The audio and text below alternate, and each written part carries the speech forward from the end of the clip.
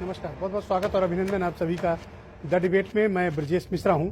Uttar Pradesh police के इतिहास में शायद पहली बार इतना बड़ा कलंक उत्तर प्रदेश पुलिस के माथे पर लगा है। मेरे पीछे जो आप तस्वीर देख रहे हैं वो मणिलाल पाटीदार हैं।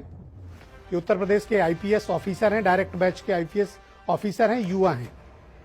इन्होंने एक ऐसा गुनाह किया है और एक ऐसा कुकृत्य उत्तर प्रदेश पुलिस के साथ कर डाला है और पूरे पुलिस महकमे पर ऐसा बदनुमा दाग पाटीदार ने लगाया है कि शायद अब पूरे इतिहास में उत्तर प्रदेश पुलिस की छवि को खराब करने के लिए इनका एक दुष्कृत्य पर्याप्त है। आप कल्पना करिए कि अब तक रंगदारी और वसूली अपराधी वसूलते थे, डाकू वसूलते थे, लुटेरे वसूलते थे। क्या हो कि अगर डीएम और एसपी मिलकर किसी जिले में रंगदारी करें, वसूली करें, धमकाएं और जो पैसे ना दे उसको वो गोली मरवा दें। ऐसी आप सिर्फ कल्पना कर सकते हैं, लेकिन ये साहब उत्तर प्रदेश है। यहां आप कल्पनाओं का साक्षात्कार कर सकते हैं, कल्पनाओं को आप सीधे यहां जमीन पर उतरते देख सकते हैं। तो यहां कुछ भी हो सकता है, आप कुछ भी यहां उत्तर प्रदेश से एक्सपेक्ट कर सकते हैं। तो इन जनाब ने ये एसपी महोबा के पद पर पोस्ट थे। महोबा में एक गिट्टी व्यापारी जिनकी 70-80 गाड़ियां चलती थी और एक्सप्रेसवे, पूर्वांचल एक्सप्रेसवे के लिए वो गिट्टियां सप्लाई करने का काम करते थे। व्यापारी का नाम था इंद्रकांत त्रिपाठी। त्रिपाठी जी का ट्रांसपोर्ट का बिजनेस था, गिट्टियां लादते थे महोबा से और पूर्वांचल एक्सप्रेस पे जहां जरूरत पड़ती थी वहां पहुंचाते थे। एसपी साहब, और ऐसा आरोप है कि वहां के कलेक्टर भी 6-6 लाख रुपया पर मंथ उगाही चाह रहे थे, रंगदारी चाहते थे। जब रंगदारी नहीं दी त्रिपाठी ने, कुछ दिन तक तो देते रहे, लेकिन एसपी अपना रेट बढ़ाते चले गए। रेट इतना बढ़ता चला गया कि वो एक पोजीशन ऐसी आई कि वो बियरेबल नहीं थी।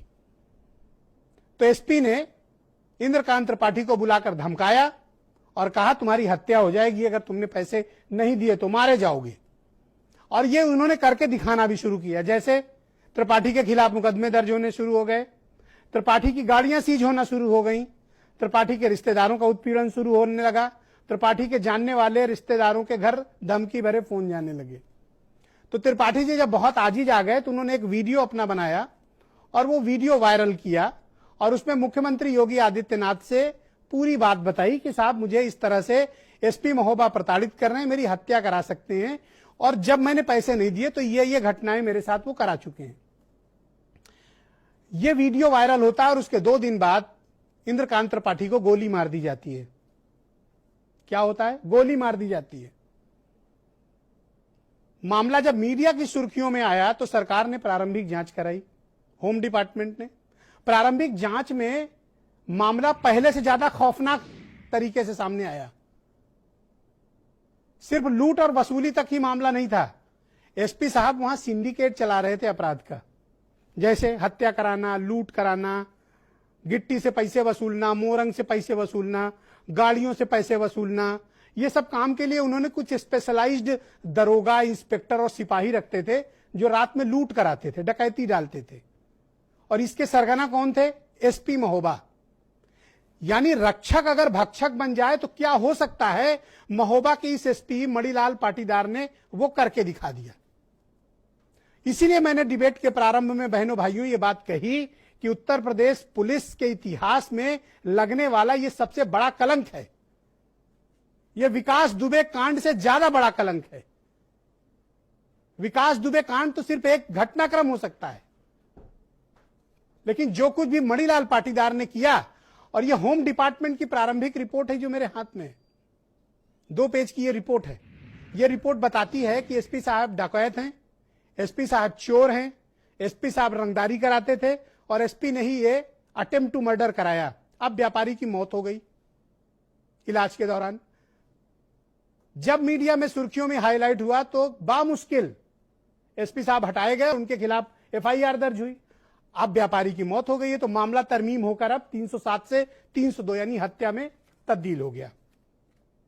और ये लूट का सिलसिला एसपी साहब बड़े लंबे समय से चलाए हुए थे और इनके बड़ी तारीफें होती थी कि बड़े अच्छे एसपी हैं, बड़ा बढ़िया जिला चला रहे हैं। तो मैं जानना चाहता हूं कि ऐसे भ्रष्ट डकैत लुटेरे एसपी की पोस्टिंग की रिकमेंडेशन किसने की? सवाल नंबर 1। सवाल नंबर 2, ऐसे भ्रष्ट लुटेरे डकैत एसपी को पोस्टिंग की अप्रूवल किसने दी? सवाल नंबर 2। वो कौन लोग हैं जो लगातार एसपी महोबा को बचाते रहे हैं, तारीफों के पुल बांधते रहे हैं, और जितने भी इनके परिवीक्षा अधिकारी रहे हों उनकी भी जांच होनी चाहिए कि आखिर वो क्या करते रहे। किस बात की समीक्षा होती रही कि एक भ्रष्ट डकैत लुटेरा पैसे न मिलने पर हत्या करा देने वाला एसपी गैंग चला रहा हो जिले में और किसी को भनक नहीं। मैं ऐसे कैसे मान लूं कि भनक नहीं?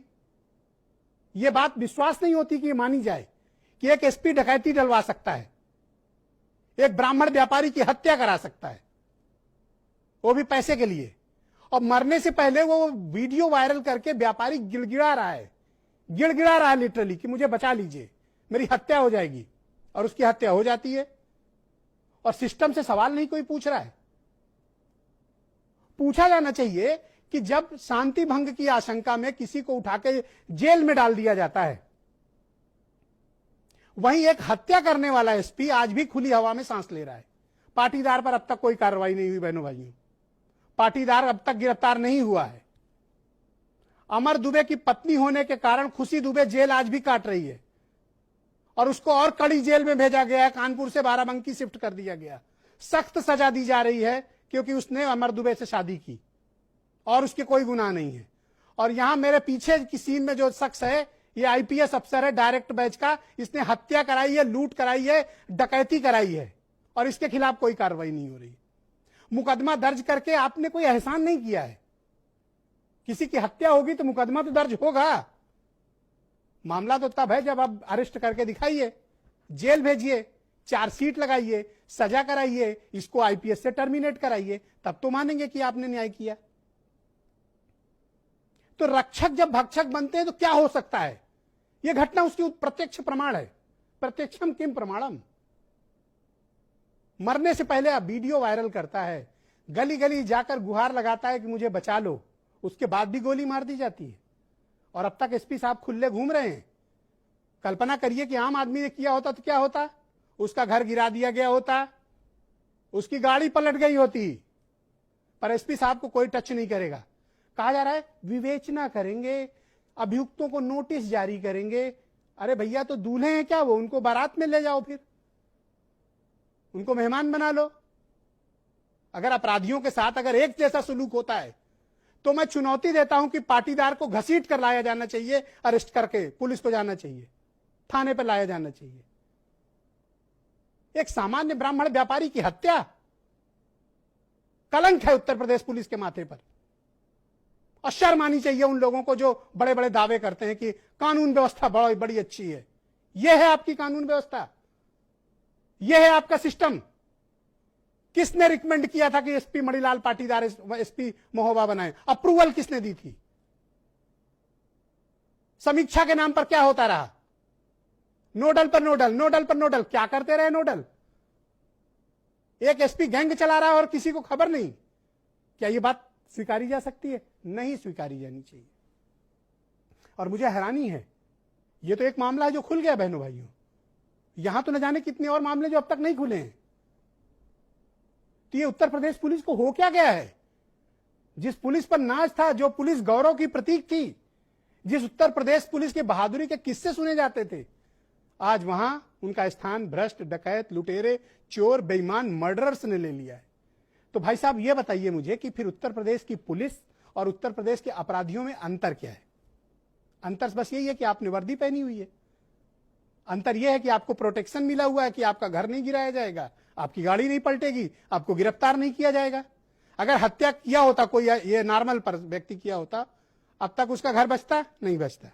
गाड़ी पलटती? नहीं पलट जाती। इनकी नहीं पलटेगी, ये अरेस्ट भी नहीं होंगे। कुछ बयान सुनिए, फिर एक बड़ी डिबेट को आगे बढ़ाएंगे। आज कई चेहरे बेनकाब होंगे।